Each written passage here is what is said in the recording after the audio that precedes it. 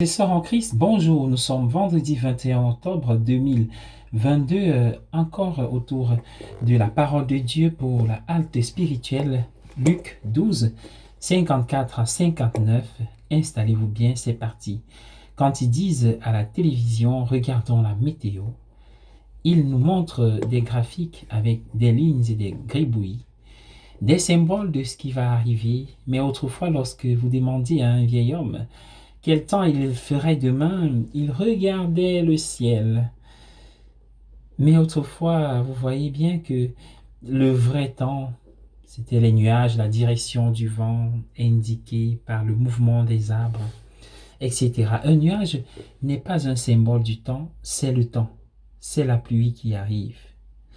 Elle n'est pas encore tombée, mais vous pouvez la voir si vous êtes attentif.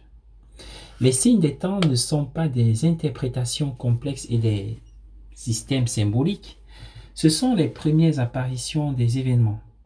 Regardez attentivement et vous verrez tout, avant même que cela ne se produise. Ce n'est pas de la divination, c'est de la vision. Ce n'est même pas regarder dans le futur, c'est regarder dans le présent. Un homme en haut d'un arbre voit plus loin qu'un homme assis par terre. Il voit un lion arriver, alors que l'autre ne le voit pas. Pour l'homme au sol, le lion est dans le futur, mais pour l'homme dans l'arbre, il est dans le présent.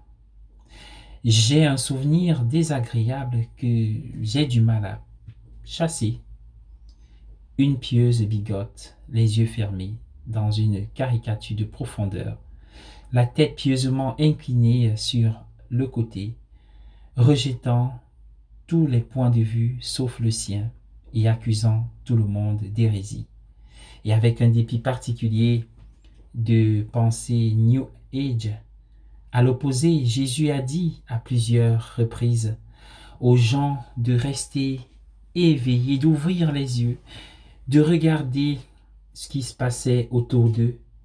Pourquoi ne jugez-vous pas par vous-même ce qui est juste, disait-il. Si vous le faites les yeux fermés, vous ne regardez pas le présent, mais le passé.